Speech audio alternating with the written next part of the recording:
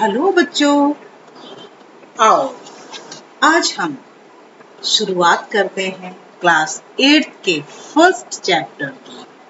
Okay, और ये first chapter जो क्रॉप प्रोडक्शन एंड मैनेजमेंट से रिलेटेड है, आपको इसकी कहानी बहुत ही मजेदार तरीके से सुनाते हैं।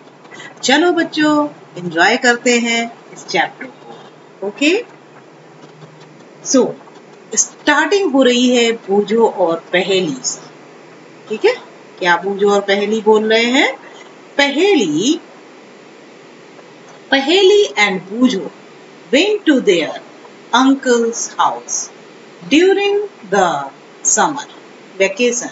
जैसे हम लोग छुट्टी में जाते हैं, समर वेकेशन में जाते हैं अपने अंकल के घर, आंटी के घर, अपने रिलेटिव्स के घर, वैसे ही ये बूझो और पहेली गए। ठीक है, बूझो पहेली कहाँ गए? अपने अंकल के घर। और अंकल थे बहुत अच्छे वाले farmer. Their uncle is a farmer. One day they saw some tools like khurpi, sickle, shovel, plow, etc. in the field. एक दिन उन्होंने क्या देखा? फील्ड में बहुत सारे टूल्स देखे उन्होंने, बहुत सारे औजार देखे। तो उन औजारों के प्रति इन दोनों बच्चों की क्यूरियोसिटी जाग गई। उन्होंने सोचा कि आखिर ये टूल्स हैं क्या। ठीक है, तो इन टूल्स के बारे में आप बूझो क्या कर रहे हैं, क्या पूछ रहा है? I want to know where and how we use these tools. मैं जानना चाहता हूँ कि ये टूल्स हैं क्या और ये कहाँ और कैसे यूज होते हैं। अब you have learned that all living organisms require food। सब पता है आपको कि सारे लिविंग ऑर्गेनिजम्स को क्या चाहिए होता है? Food. Plants can make their food themselves। ये भी पता है कि प्लांट्स अपना फूड खुद बनाते हैं, स्वयं बनाते हैं, खुद सिंथेसाइज करते हैं with the help of a process that is called, आपको पता है कौन सी प्रोसेस है वो होती है फोटोसिंथेसिस। ठीक है ना? तो फोटोसिंथेसिस की हेल्प से ये प्लांट्स, सारे ग्रीन प्लांट्स फूड प्रिपेयर कर लेते हैं। Can you recall how green plants synthesise their own food? क्या आपको याद है ग्रीन प्लांट्स कैसे फूड सिंथेसाइज करते हैं? आपको पता है बच्चों, 4 रॉ मटेरियल्स चाहिए होते हैं। एक तो carbon dioxide gas, water, sunlight, chlorophyll, और फूड बना देते हैं क्या? ग्लूकोज या कार्बोहाइड्रेट, है ना? तो ये सब फूड के साथ साथ में वाटर स्प्लिट करता है और ऑक्सीजन गैस लिबरेट होती है। ठीक है, तो इस तरह से फूड सिंथेसाइज कर लेते हैं हमारे ग्रीन प्लांट्स। और वो फूड जो प्रिपेयर करते हैं ग्रीन प्लांट्स, कोई भी नहीं कर सकता, ना एनिमल्स कर सकते हैं, ना ह्यूमन बीइंग्स कर सकते हैं। वो कुक तो कर लेते हैं लेकिन सिंथेसाइज या मेक नहीं कर सकते हैं। Animals including humans can not make their own food. स्वयं अपना प्लांट्स की तरह वो फूड नहीं बना सकते। So where do animals get their food from? तो बच्चों, सोचने वाली बात है, फिर ये एनिमल्स और हम लोग कहाँ से फूड पाते हैं? नेचुरल है कि हम लोग प्लांट से पाएंगे। प्लांट्स के जितने भी प्रोडक्ट्स हैं उनको हम लोग यूटिलाइज करते हैं।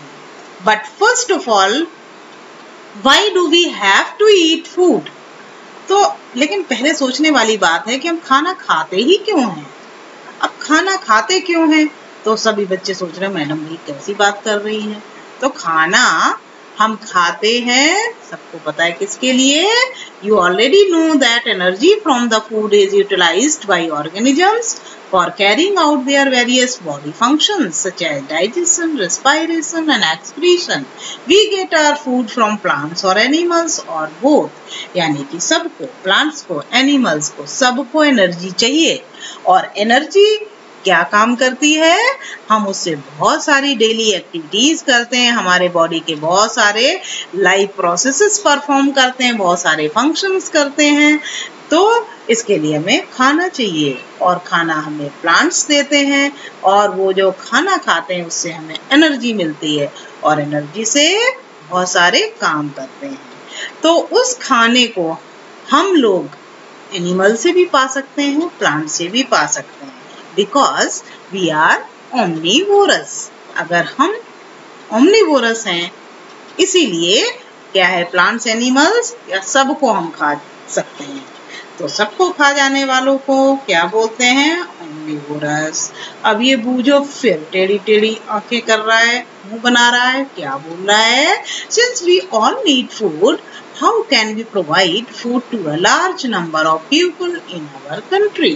ठीक है, फूड तो मिल गया हमें, ठीक, हम सबको फूड जरूरी है, लेकिन वो फूड हम थोड़े इंसानों को ही तो दे सकते हैं ना। हमारे पास कितने ट्रीज हैं, कितने प्लांट्स हैं और पीपल बहुत सारे हैं, इतनी सारी पॉपुलेशन है हमारे इंडिया की, हमारे वर्ल्ड की, तो इन सबको कैसे मिल सकता है? तो फिर वो सोचने लगा, अब बताओ पूरे सब लोगों को फूड कैसे अवेलेबल होगा? तो ये सोचने वाली बात है। अब क्या बारी आई पहेली की। पहेली क्या बोल रही है? Food has to be produced on a large scale. बोले डोंट वरी बूझो कि फूड हमें उपजाना पड़ेगा, यानी कि हमको फूड को पैदा करना पड़ेगा लार्ज स्केल पर। और लार्ज स्केल पर हम कैसे पैदा करेंगे ये देखते हैं।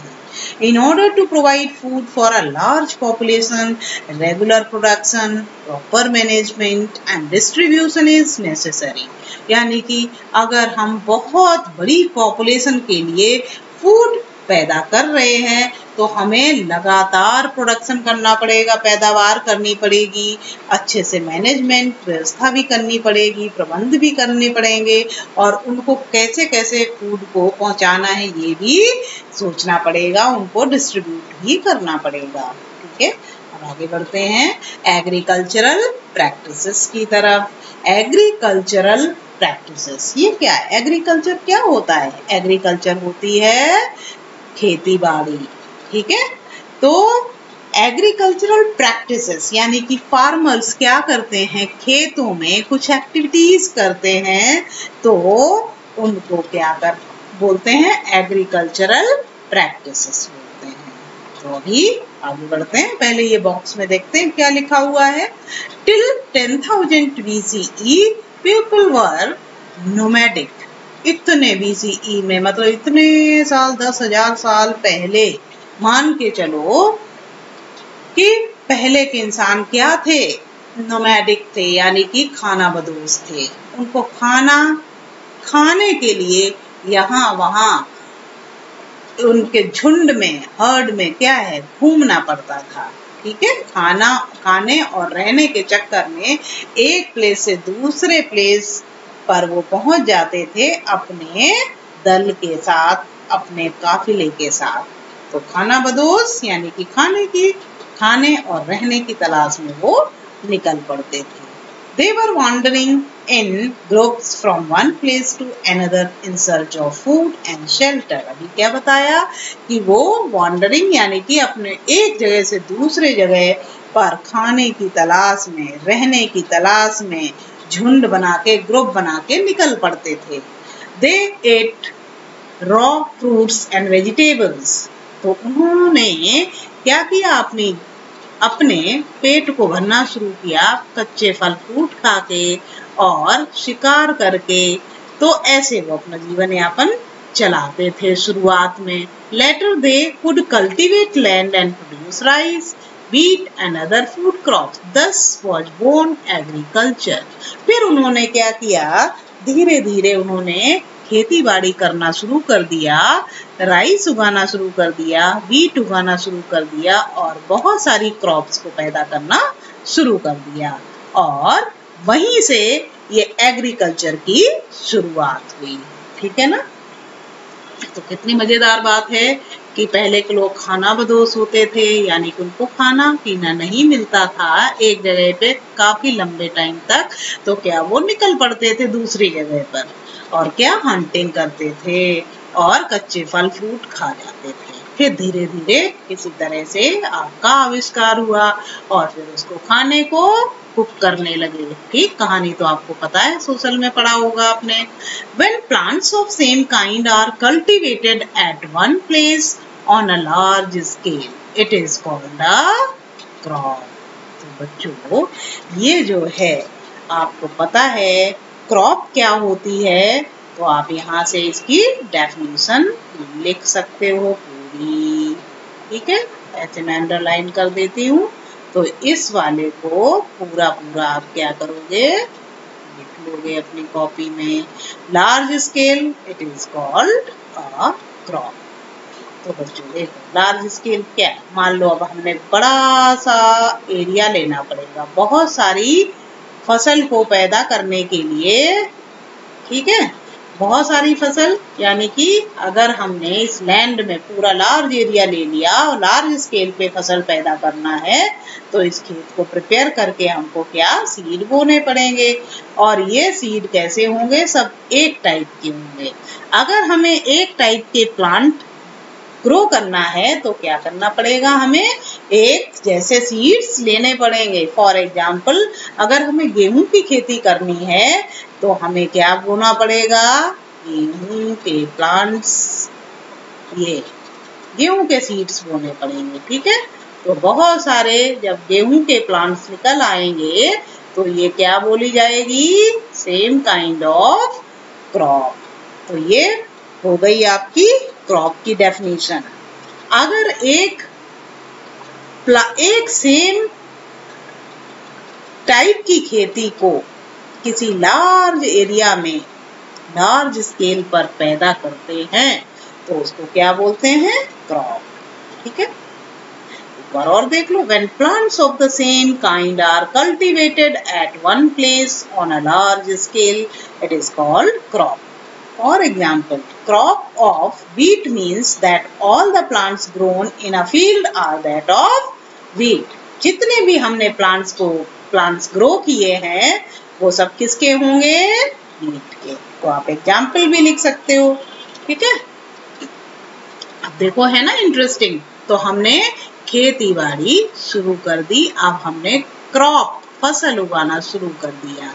अब एक जैसे प्लांट्स, अगर ढेर सारे एक जैसे प्लांट्स एक लार्ज एरिया में लार्ज स्केल पर उगाए तो उसको क्या बोलेंगे, crop. Okay, you already know that crops are of different types like cereals, vegetables and fruits. आप सबको पता है क्रॉप्स डिफरेंट टाइप्स की होती हैं, जिसमें सीरियल्स अनाज होते हैं, वेजिटेबल्स होते हैं, फ्रूट्स होते हैं। ठीक है, जहाँ सब्जियां उगाई जाती तो सब टाइप के सब्जियां ही उगाई जाती है ना। अनाज अगर उगाएंगे तो कहीं राइस की खेती होगी, कहीं गेहूं की होगी, कहीं पल्सेस की होगी। तो इस तरह से क्या है, ये सब टाइप की क्रॉप्स को उगाया जाता है। These can be classified on the basis of the season in which they grow. और इन सारी चीजों को उगाया जाता है हमारे इंडिया में, जैसे डिफरेंट टाइप के सीजन्स होते हैं, तो उन सीजन के अकॉर्डिंग इनको ग्रो किया जाता है। India is a vast country, बहुत ही वास्ट कंट्री है। ठीक है, the climatic conditions like temperature, humidity and rainfall vary from one region to another. तो हमारे इंडिया में क्लाइमेटिक कंडीशंस जो है ना, टेम्परेचर है, ह्यूमिडिटी है, रेनफॉल है, हर जगह अलग अलग होती है। तो हर जगह अलग अलग होने की वजह से क्या होता है, accordingly there is a rich varieties of crops grown in different parts of the country. तो इस वजह से बहुत ज्यादा अलग अलग सीजन होने की वजह से डिफरेंट टाइप की क्रॉप्स उगाई जाती है और वो डिफरेंट पार्ट्स में इंडिया के उगाई जाती है और उसमें बहुत रिच वैरायटीज भी होती है। डिस्पाइट दिस डाइवर्सिटी, ये डाइवर्सिटी होने के बावजूद 2 broad cropping patterns can be identified. ठीक है, इतनी वैरायटी होने के बाद भी हमने देखा कि 2 तरीके की क्रॉपिंग पैटर्न्स ज्यादा होती हैं। आइडेंटिफाई कर ली हमने 2 तरह की, किस टाइप की क्रॉपिंग पैटर्न्स हैं। एक तो खरीफ क्रॉप्स और दूसरा रबी क्रॉप्स। ठीक है, तो खरीफ क्रॉप्स और रबी क्रॉप्स ये 2 क्रॉपिंग पैटर्न्स होते हैं जिनको हम लोग उगाते हैं डिफरेंट सीजन्स में। मोस्टली ऐसी इस टाइप की क्रॉप्स को हम उगाते हैं।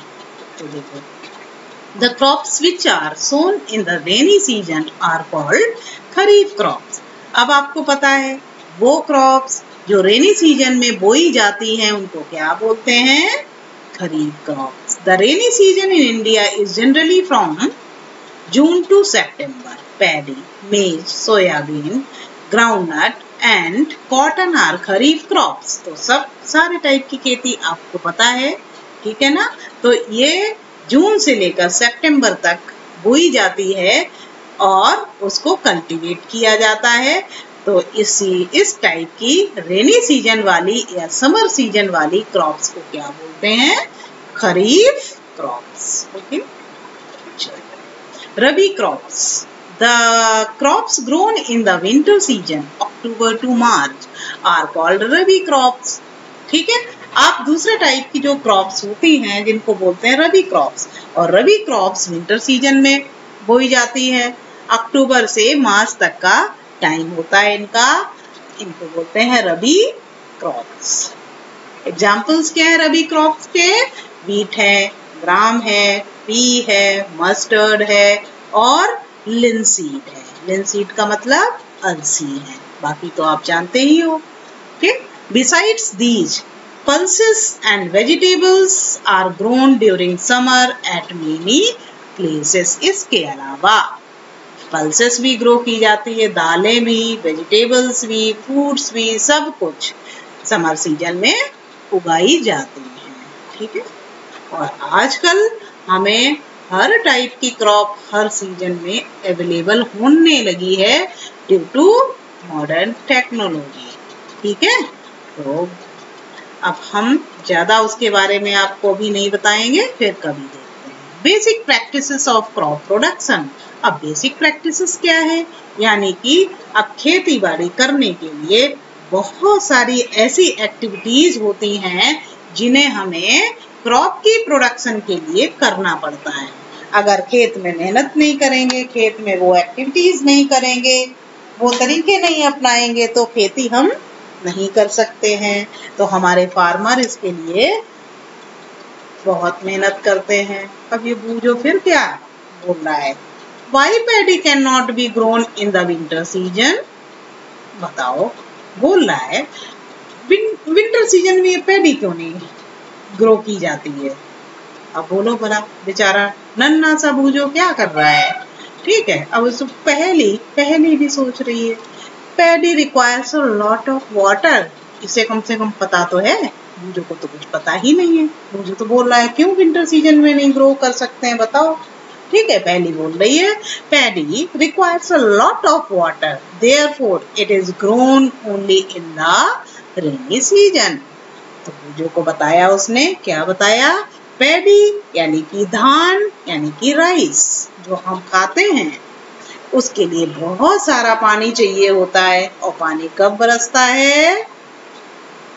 यानी कि रेनी सीजन में, समर सीजन में।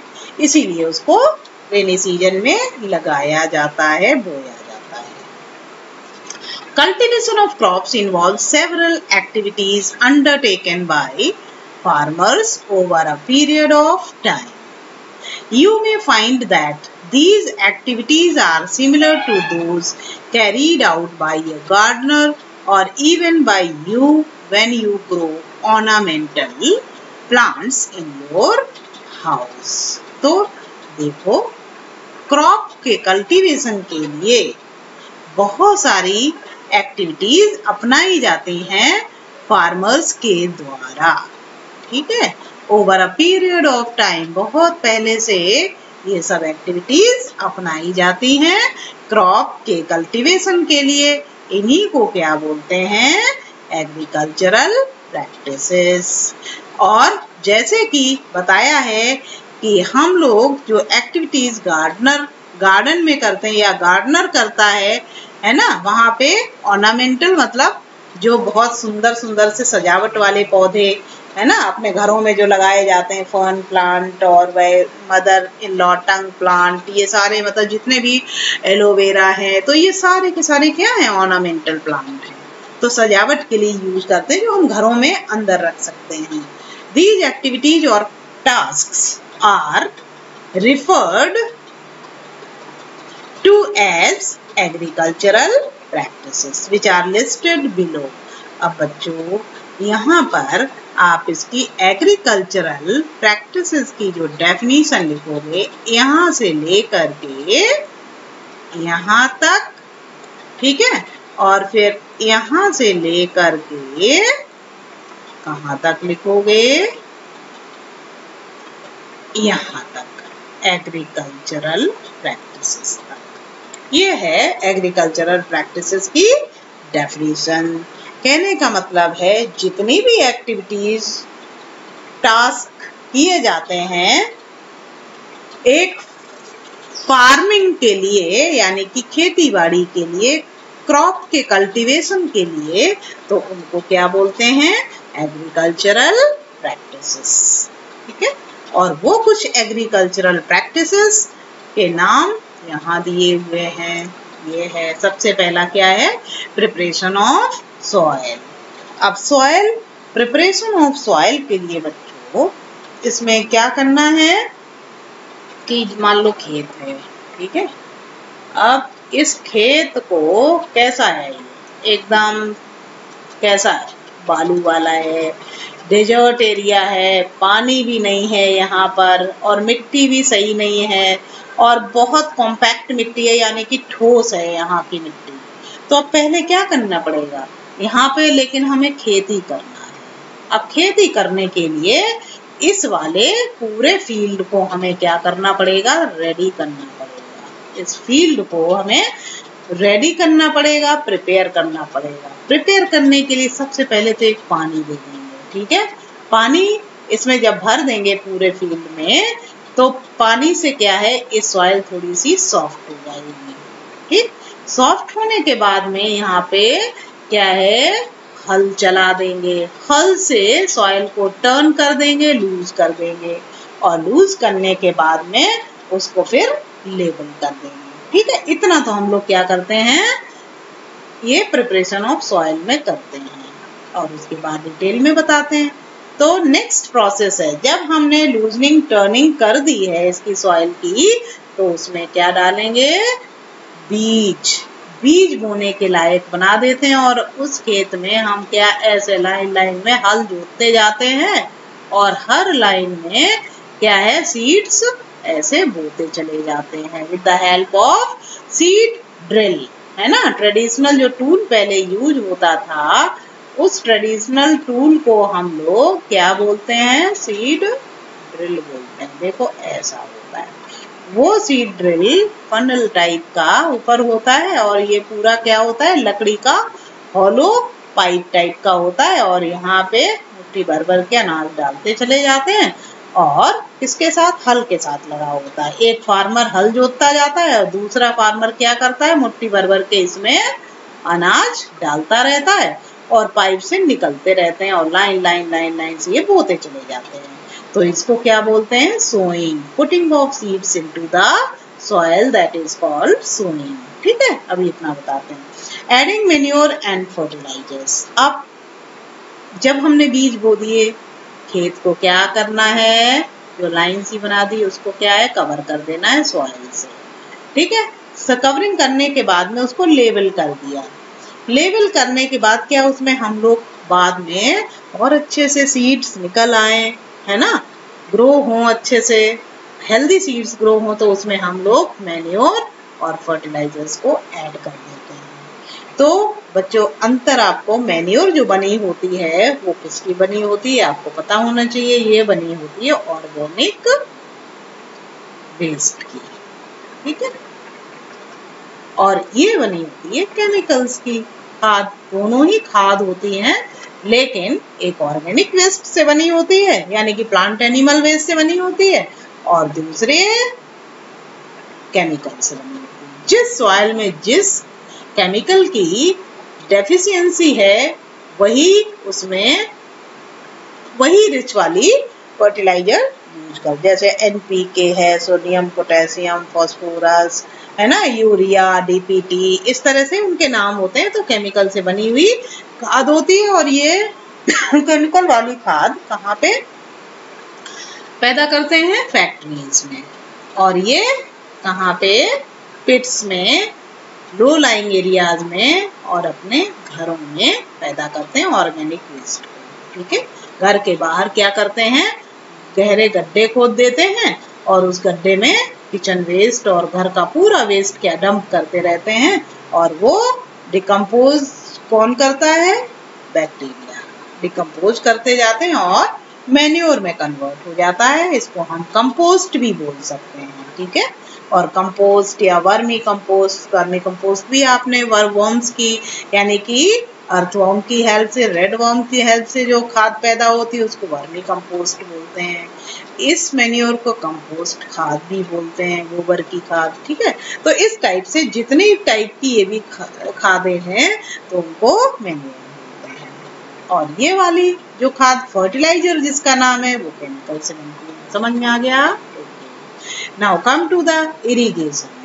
ठीक है, giving water to the crops at regular interval of time, यानी कि समय समय पे क्या करना पड़ता है? इसको वाटर देना पड़ता है, वाटरिंग करनी पड़ती है, पानी देना पड़ता है। ठीक है, प्रोटेक्शन फ्रॉम वीड्स, अब हमने पानी दे दिया, ठीक है, पानी भी जरूरी होता है। प्रोटेक्टिंग फ्रॉम वीड्स, अब जो वीड्स क्या होते हैं? वीड्स बच्चों होते हैं अनवांटेड या अनडिजायरेबल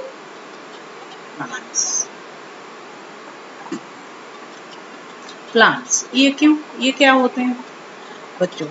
जब मेन क्रॉप हम बोते हैं ना, फसल उगाते हैं, तो उसके साथ साथ में ये दूसरे टाइप के भी प्लांट्स निकल आते हैं जिनको हम लोग अनवांटेड अनडिजायरेबल बोलते हैं। क्यों बोलते हैं? क्योंकि वो इस एरिया में, इस खेत में जो मेन क्रॉप निकल रही है उसके साथ साथ में छोटे छोटे साथ में निकल पड़ते हैं और ये इन मेन क्रॉप्स का जितना भी न्यूट्रिएंट है ये एब्जॉर्ब कर लेते हैं। कौन? वीड्स। इसलिए इनको हम लोग क्या बोलते हैं? Unwanted plants. हार्वेस्टिंग, ठीक है, हार्वेस्टिंग होती है कटाई, कटिंग। ठीक है, cutting of crops after maturing, mature होने के बाद में, पक जाने के बाद में कटाई कर देते हैं। किससे हम लोग कटाई कैसे करते हैं? देखो, हाशिया से, ज्यादातर हाशिया से करते हैं। ऐसा होता है।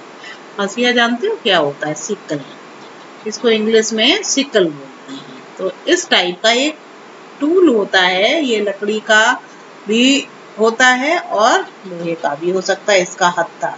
इससे क्या है, ये ऐसे फटफट से क्या करते हैं? कटाई कर लेते हैं, जो खेती मैच्योर हो जाती है। ठीक है, अब उसके बाद में स्टोरेज का मतलब होता है to store, safe, to store.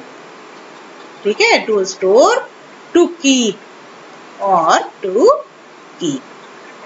अब उस फसल को, अनाज को हमने पा लिया हार्वेस्टिंग प्रोसेस से, अब उसको हम एयर टाइट कंटेनर्स में रख देंगे। एयर टाइट कंटेनर्स आपने देखे होंगे, बहुत सारे बड़े बड़े गांव में इस टाइप के कुछ क्या होते हैं, बहुत मिट्टी के बने हुए बड़े बड़े से कंटेनर्स होते हैं। ठीक है, और यहाँ पर क्या है, वो बना देते हैं आउटलेट, यहाँ पूरा कवर कर देते हैं बढ़िया से और इसके अंदर पूरे गेहूं भर देते हैं। ठीक है, तो इस गेहूं को भर दिया और इनके साथ में डाल दी नीम की लीव्स, ऐसे डालते चले जाते हैं, नीम की लीव्स डाल देते हैं कीड़ों से बचाने के लिए।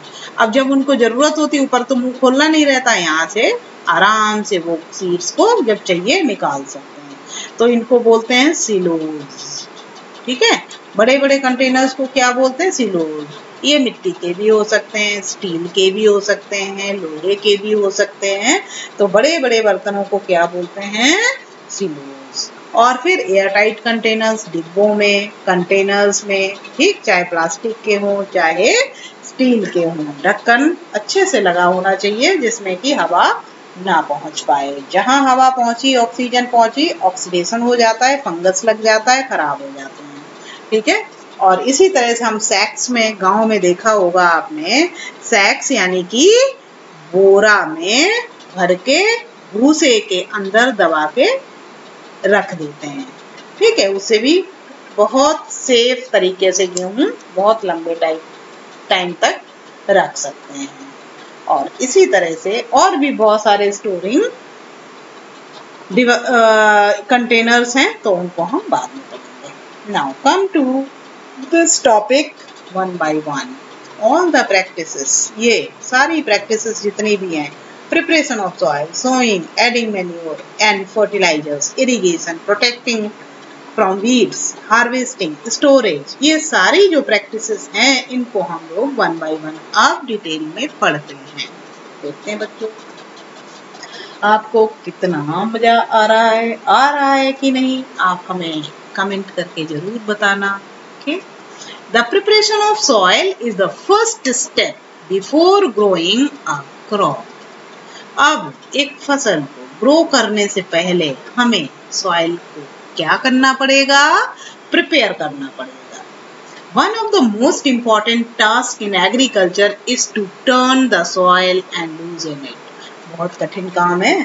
फार्मर्स जो है ना इतनी मेहनत करते हैं अपने खेत में, क्या करते हैं? खेती करने के लिए, यानी कि क्रॉप्स को उगाने के लिए, फसल को पैदा करने के लिए पहले उन्हें कड़ी मेहनत करनी पड़ती है। कड़ी मेहनत में सबसे पहले सॉइल को प्रिपेयर करना होता है। सॉइल को प्रिपेयर करने के लिए मिट्टी को पलटना पड़ता है, लूज करना पड़ता है। ठीक है, पलटेंगे कैसे? उनके पास एक होता है हथियार, टूल, इम्प्लीमेंट, जिसको बोलते हैं प्लॉ। ठीक, देखते हैं।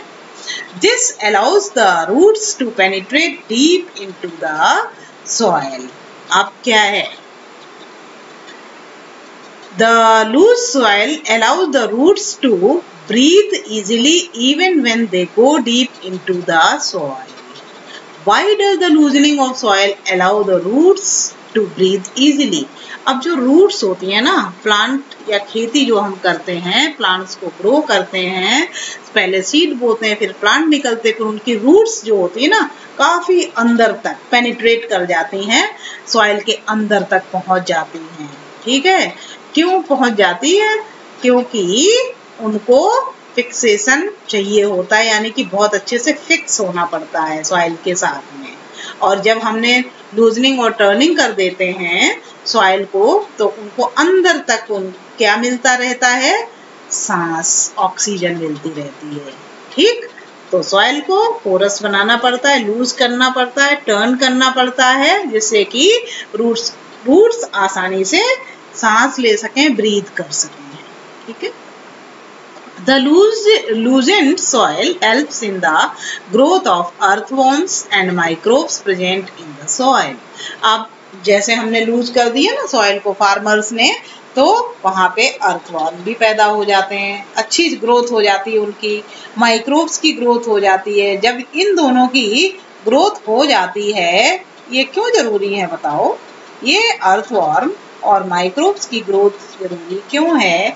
क्योंकि वो जितना भी वेस्ट होता है ना उसको डिग्रेड करते रहते हैं और खाद में कन्वर्ट करते जाते हैं, और उनको क्या करते हैं? सारे न्यूट्रिएंट प्रोवाइड होते रहते हैं क्रॉप को।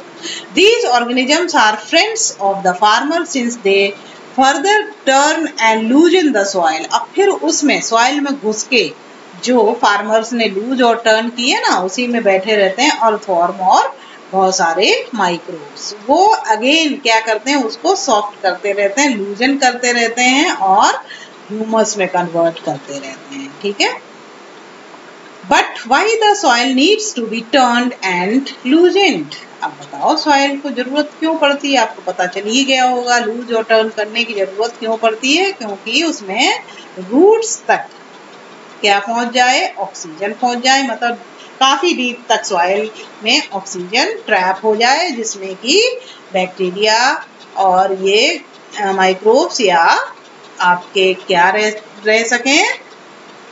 अर्थवॉर्म्स। और जो अर्थवॉर्म अगर वहां पे ढेर सारे हो जाते हैं तो वो क्या करते हैं? ह्यूमस में, सॉइल को ह्यूमस में कन्वर्ट करते रहते हैं। ह्यूमस आपको पता है कि सबसे ज्यादा फर्टाइल लेयर होती है सॉइल की, ठीक है? उसमें ज्यादा ऑर्गेनिक मैटर होता है, खाद होती है, ठीक है? You have learned in the previous classes that soil contains minerals, water, air and some living organisms. ठीक है, आपने पहले क्लासेस में पढ़ा है, जरूर पढ़ा है कि सॉइल में क्या होते हैं? मिनरल्स होते हैं, वाटर होता है, एयर होती है और क्या होता है? लिविंग ऑर्गेनिजम्स भी होते हैं। लिविंग ऑर्गेनिजम्स में क्या होते हैं? माइक्रोब्स होते हैं, अर्थवॉर्म होते हैं, ये सब पता है आपको। In addition, dead plants and animals get decomposed by soil organisms. जितने भी dead plants हैं, animals हैं, वहाँ पे पैदा हो जाते हैं, उनको भी ये जो soil में माइक्रो ऑर्गेनिजम्स प्रेजेंट होते हैं, अर्थवॉर्म प्रेजेंट होते हैं, इनको क्या करते हैं? डिकम्पोज कर देते हैं। In this way, various nutrients in the dead organisms are released back into the soil. और वापस जब वो डिकम्पोज कर देते हैं सॉइल में, दोबारा न्यूट्रिएंट पहुंच जाते हैं, दोबारा न्यूट्रिएंट पैदा कर देते हैं ये माइक्रोब्स, इसलिए हमारे लिए बहुत जरूरी होते हैं, ये हमारे फ्रेंड होते हैं। These nutrients are again absorbed by plants, और इन न्यूट्रिएंट्स को वापस सॉइल एब्जॉर्ब कर लेती है और फिर प्लांट्स को पहुंचा देती है। और प्लांट्स कैसे होते हैं? बहुत healthy. Since only a few centimeters of the top layer of soil supports plant growth, turning and loosening of soil brings the nutrient-rich soil to the top so that plants can use these nutrients. तो बार-बार वही चीज कही गई कि जो भी organisms हैं वो क्या करते हैं, है ना? वो तो न्यूट्रिएंट रिच सॉइल प्रोवाइड करते ही साथ में लूजनिंग, टर्निंग से भी क्या है? प्लांट की ग्रोथ को सपोर्ट मिलता है। Thus, turning and loosening of soil is very important for cultivation of crops. तो आपने देखा बच्चों कि टर्निंग और लूजनिंग, ठीक है, लूज करना क्यों जरूरी है? क्रॉप की कल्टीवेशन के लिए, पैदावार के लिए, ठीक है? The process of loosening and turning of soil is called tilling or plowing. अब आप यहाँ से ये तैयार कर लो, ये लिख लोगे आप। प्लॉइंग होता क्या है? टिलिंग को ही हम प्लॉइंग बोल सकते हैं। टिलिंग और प्लॉइंग एक ही बात है। The process of loosening and turning of soil is called tilling and और प्लॉइंग, ठीक है? तो आपके साथ में ऐसे नोट्स भी बना लेना। This is done by using A plough. Plough क्या होता है बच्चों? ठीक है, आप प्लॉ की डेफिनेशन देख लो। Ploughs are made of wood or iron, ठीक है? If the soil is very dry, it may need watering before plowing. हमने क्या बोला था आपको? Land preparation of soil से पहले अगर हमारी सॉइल कैसी है? बहुत ड्राई है, बहुत डेजर्ट है, ठीक है? तो क्या करना पड़ेगा? वहां पे पानी देना पड़ेगा। पानी दे के उस सॉइल को सॉफ्ट बनाना पड़ेगा, तब हम प्लॉइंग कर सकते हैं, नहीं तो हल वहां पे नहीं चल सकता है, ठीक है? तो ploughs are made of wood और iron. If the soil is very dry, तो ये क्या है? हम डेफिनेशन लिख लेंगे। If the soil is very dry, it may need watering before ploughing. तो प्लॉइंग करने से पहले मतलब खेत जोतने से पहले क्या करना पड़ेगा? प्लॉइंग का मतलब होता है खेत जोतना, ठीक है? तो ये टिलिंग और प्लॉइंग खेत जोतना होता है, उससे पहले हमें पानी देना पड़ेगा। द प्लॉट फील्ड में have big clumps of soil called crumbs, ठीक है ना? अब जब हमने प्लॉट तो कर दिया, उसको हल से जोत दिया, लेकिन बड़े बड़े क्या वहां पे ढेले जानते हो ना? क्लम्प्स ऑफ सॉइल इनको बोलते हैं क्रम्स। ठीक, चाहे क्लम्स ऑफ सॉइल बोल दो या क्रम्स बोल दो। बड़े बड़े ढेले अब उखड़ के खेत में आ जाते हैं। अब उसको क्या करना पड़ेगा, उनको ब्रेक करना पड़ेगा। सब तो हमने आपको पहले ही बता दिया, एक बार फिर सुन लो। It is necessary to break these crumbs. Levelling the field is beneficial for sowing as well as for irrigation.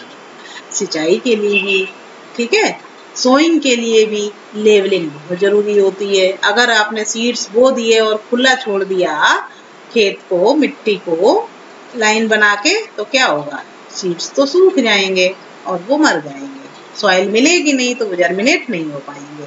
तो levelling of soil is done with the help of leveller. हमने क्या बोला था, ये लेवलर होते हैं लकड़ी के बने प्लेन टाइप के, ठीक है, तो उनसे क्या करते हैं, लेवल कर देते हैं। ठीक, तो उनको लेवलर बोलते हैं। Sometimes manure is added to the soil before tilling. अब कभी कभी क्या होता है, बहुत ज्यादा बंजर भूमि होती है या डेजर्ट एरिया होता है या ड्राई होता है, कुछ भी होता है, उसमें न्यूट्रिएंट नहीं होते हैं, ठीक है, तो उसमें क्या करते हैं, हम प्लॉइंग से पहले उसमें खाद एक बार डाल देते हैं। ठीक, sometimes manure is added to the soil before tilling. खेत जोतने से पहले खाद डाल देते हैं। सबसे पहले पानी भर देते हैं, फिर खाद डाल देते हैं, फिर थोड़ा सूखने देते हैं और फिर उसके बाद में खेत जोत देते हैं, प्लॉइंग कर देते हैं। This helps in proper mixing of manure with soil.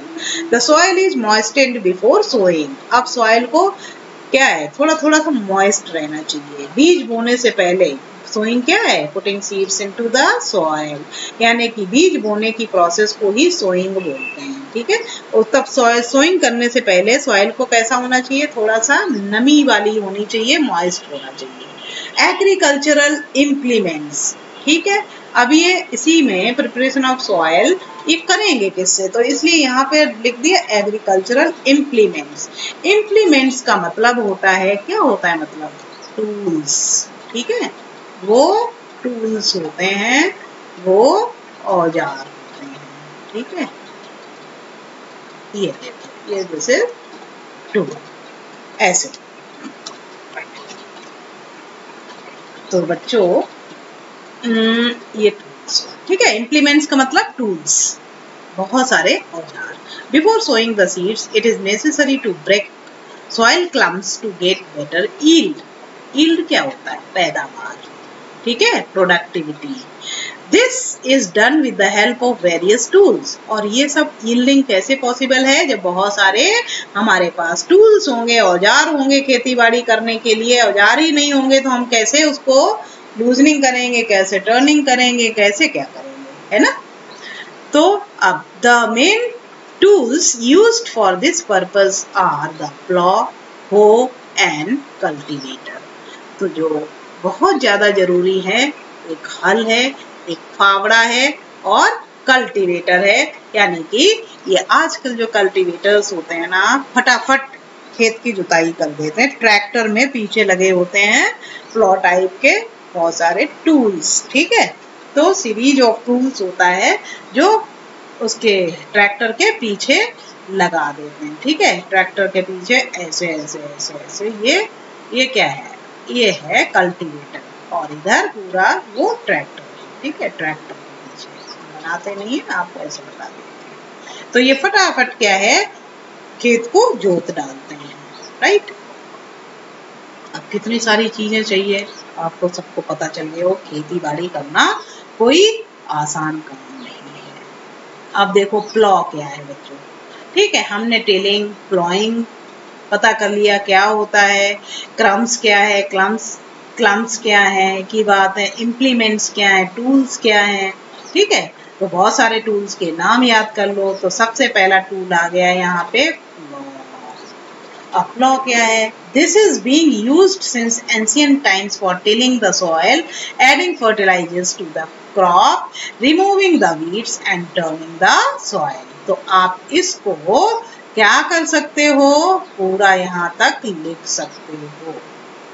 ठीक है, this is being used since ancient times of tilling the soil. It is used for tilling the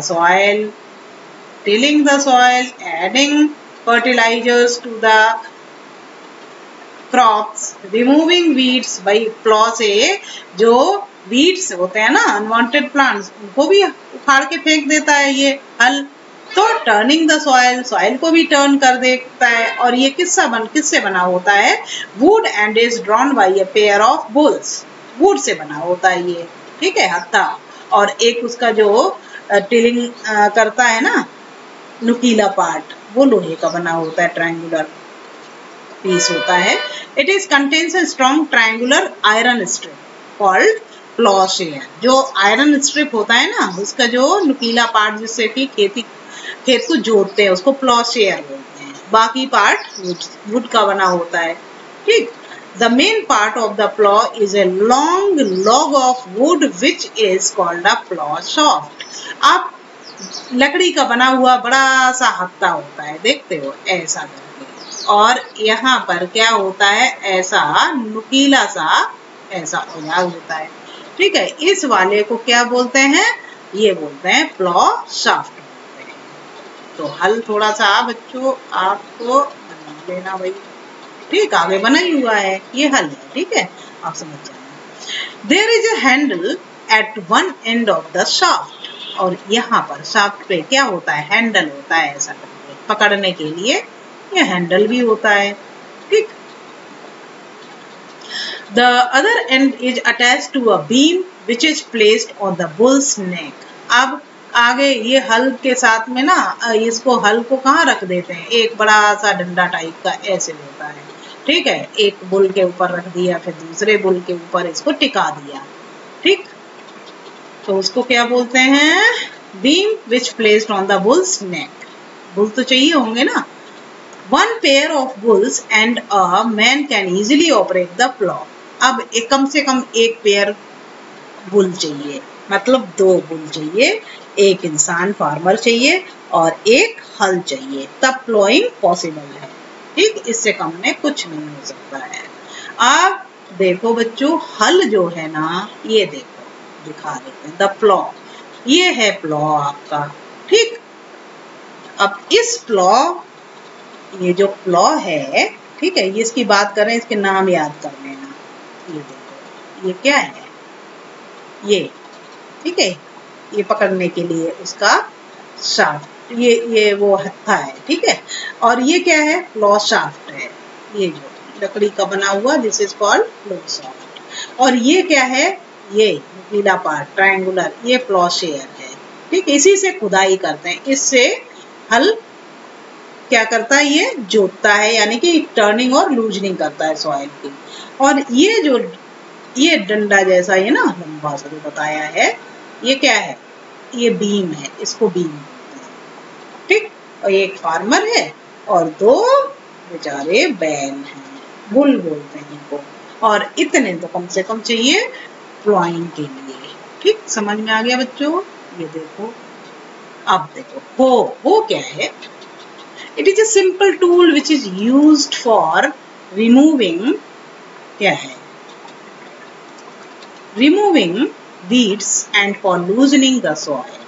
एक सिंपल सा टूल है, ठीक है. ऐसा करके आपको बताया था, जो गांव में होते हैं ना, अब बेचारों को ये लकड़ी का बना इस टाइप का कुछ, और आगे से क्या होता है? थोड़ा चौड़ा टाइप का, ऐसा टाइप का फावड़ा टाइप का होता है, ठीक है. तो अभी आपको आगे पता है, ये फावड़ा जिसको बोलते हैं, हो, ठीक. आजकल थोड़ा सा मॉडर्न स्टाइल वाले भी आ गए हैं, तो आपके बुक में बना हुआ है, आप देख लेना, हम अभी बताएंगे भी आपको.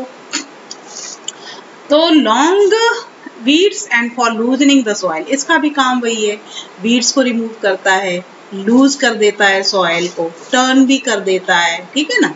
तो ये प्लॉ की तरह ही ये भी काम करता है. इट हैज, लेकिन हाथ से चलाना, हाथ से वो भी चलता है, लेकिन बैल की हेल्प से. ये केवल ये लकड़ी का इसको पकड़ के खुदाई करते हैं, ठीक है. देखा तो भाई आपने. It has a long road of wood और आयरन. आयरन का भी ये हो सकता है और लकड़ी का भी हो सकता है. A strong broad and bent plate of iron is fixed to one of its ends, and ये देखो यहाँ से फिक्स रहता है बहुत अच्छे से।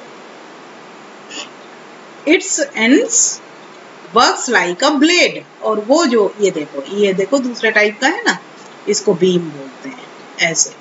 और ये क्या है, एक तरह का ये भी हल्की तरह ही काम करता है, ठीक है ना। ये रॉड है, ये हैंडल है, ये ग्रिप है, हैंडल में ग्रिप, हाथ से पकड़ते हैं इसको, और ये प्लेट है लोहे की लगी हुई है जो जमीन में घुस जाती है और खोद देती है जमीन को, ठीक है। और ये ब्लेड की तरह एक्ट करता है। It is pulled by animals, और एनिमल्स के द्वारा इसको पुल किया जाता है। ये वाला एनिमल के द्वारा पुल किया जाता है, और ये जो होता है ना हम लोग हाथ से चला लेते हैं, फावड़ा, ठीक है। अब देखो इस सबके नाम याद कर लेना। इट इज बेंट प्लेट, है ना, just like blade, grip, handle, beam and rod. Rod would की भी हो सकती है, लोहे की भी हो सकती है। इसको कौन चलाता है, एनिमल्स, ठीक है। कल्टीवेटर, कल्टीवेटर्स, ये देखो हमने जो भी आपको बताया था ना, कौन सा बताया था, ये वाला। बस एक आप एज्यूम कर लो इसको कि ऐसा होगा। अब ये ट्रैक्टर है, ठीक है, ट्रैक्टर इसको चला रहा है। ये ट्रैक्टर से क्या हो रही है, जुताई हो रही है। ये हल की तरह पीछे लगे होते हैं, और क्या है, खेत में चलता जाता है ट्रक आगे, और लाइन लाइन से पूरी फटाफट जुताई कर डालता है। तो cultivator driven by a tractor, तो ये ट्रैक्टर से ये क्या है, खेत की जुताई हो रही है। Now come to the sowing. Sowing क्या होता है बच्चों, बताया, putting seeds into the soil. फिर देख लो एक बार, sowing is an important part of crop production. Before sowing, good quality, clean and healthy seeds of good variety are selected, ठीक है ना। Farmers prefer to use seeds which give high yield. अब आजकल के किसान है ना, पहले तो बेचारों के पास जैसे सीड्स होते थे वो देते थे, लेकिन आजकल उनके पास बहुत अच्छे अच्छे सीड्स भी आ गए हैं। तो बोने से पहले वो क्या करते हैं, सीड्स को चेक करते हैं। कैसे चेक करते हैं कि अच्छी क्वालिटी के हैं या बैड क्वालिटी के हैं। ये कंटेनर लिया, कंटेनर में पानी डाल दिया, ठीक है, आधा पानी भर दिया, और सीड्स को क्या किया, सीड्स को इसमें फटाफट डाल दिया पानी में। और जब सीड्स जो है ना अच्छी क्वालिटी के तो तली में बैठ जाते हैं नीचे, और जो पुअर क्वालिटी के होते हैं वो क्या है, यहाँ फ्लोट्स करेंगे, ठीक। फ्लोट करने वाले सीड्स पुअर क्वालिटी के होते हैं, ठीक है, फ्लोटिंग सीड्स, ऐसे आप याद रखो, फ्लोटिंग सीड्स पुअर क्वालिटी के होते हैं, ठीक है। और बाकी जो सेटल्ड बॉटम वाले सीड्स कैसे होंगे, bottom that is good quality, यानी हैवी होंगे, हेल्दी होंगे, तो वो गुड क्वालिटी के होते हैं। समझ में आ गया आपको। तो बोने से पहले क्या करेंगे, वो क्वालिटी चेक करेंगे। और सोइंग का मतलब होता है putting seeds into the soil. तो अब बच्चों आपको देख लो एक बार और सुन के, sowing is an important part of crop production. Before sowing, good quality, clean and healthy seeds of a good variety are selected. Farmers prefer to use seeds which give high yield.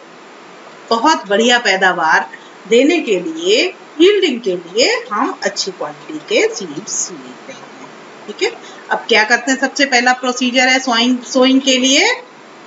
Sowing होता क्या है बच्चों, sowing की definition I think यहाँ दी होनी चाहिए, अगर नहीं है तो आप क्या लिखोगे इसमें,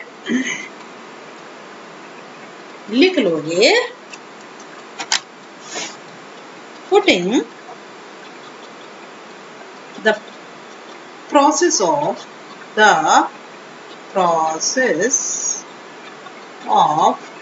putting seeds into the soil, ठीक है, with the help of seed drill, ठीक है, इतना ही लिख लो। अब सिलेक्शन ऑफ सीड्स, पहला प्रोसेस क्या करते हैं, सिलेक्शन ऑफ सीड्स, जो मैंने अभी आपको ये बता दिया है। क्या पहले बोल रही है, one day I saw my mother put some gram seeds in a vessel and pour some water on them.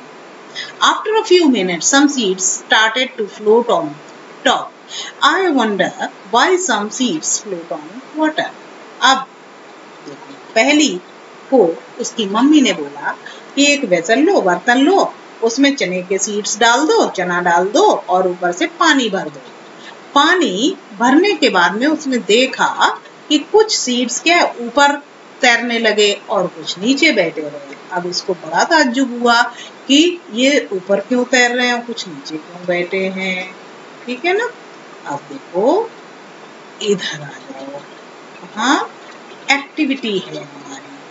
तो इस एक्टिविटी में क्या करना है, take a beaker and fill half of it with water. एक बीकर ले लो और आधा भर दो। Put a handful of wheat seeds and stir well. Wait for some time. तो बच्चों आपको ये एक्टिविटी खुद करके देखनी है। एक बर्तन ले लो, ठीक है, एक ग्लास ले लो, उसमें पानी भर दो आधा और उसमें थोड़े से गेहूं डाल दो। ठीक है, एक मुट्ठी डाल दो गेहूं, उसमें देखना आप क्या चेंज होता है।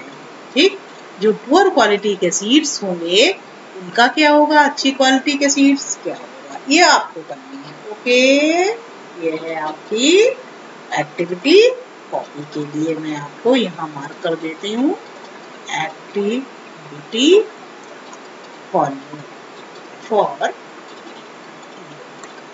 ठीक।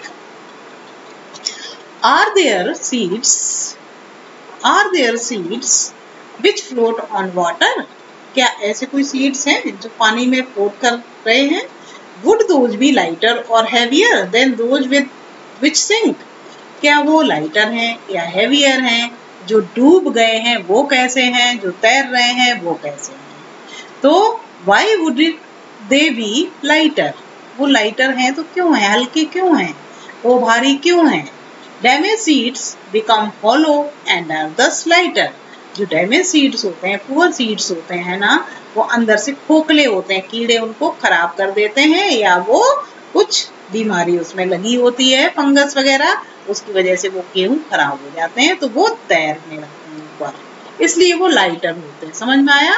Therefore they float on water. Okay. This is a good method for separating good healthy seeds from the damaged ones. अब ये बहुत ही बेस्ट तरीका है कि अच्छे सीड को और पुअर क्वालिटी के सीड्स को डैमेज्ड सीड्स को अलग करने के लिए। Before sowing, one of the important tasks is to know about the tools used for sowing seeds. अब बोने से पहले अब हमें चाहिए होंगे टूल्स। ठीक है ना। टूल्स क्या होते हैं, अब बोने वाला टूल कौन सा, ट्रेडिशनल टूल बोलते हैं, जिसको हम लोग नाम देंगे सीड ड्रिल। अब देखो सीड ड्रिल क्या होता है, द टूल यूज्ड ट्रेडिशनली, यहाँ से ट्रेडिशनल टूल की डेफिनेशन आप यहाँ से, ठीक है, into the funnel, pass into the sharp ends into the seeds, यहाँ तक कर लेना, थोड़ा शॉर्ट भी कर लेना। ठीक है, traditional tool, the tool used traditionally for sowing seeds is shaped like a funnel. The seeds are filled into the funnel, passed down through 2 or 3 inches. क्या लिखा है बच्चों यहाँ पर, 3 having sharp ends. आप देख लेना इसको। These ends pierce into the soil and place seeds there. Okay? तो बच्चों इसको ना मैं थोड़ा सा इरेज कर देती हूँ यहाँ पर। हाँ, पाइप्स, तो ये है पाइप्स, ठीक है, और इसको हम क्या करेंगे, थोड़ा सा लिख भी देते हैं इनटू द सोइल, ऐसे।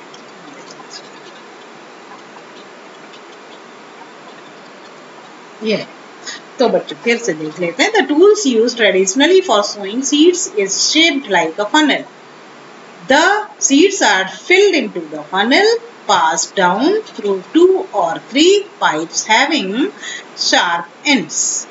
these ends pierced into the soil and place seeds there.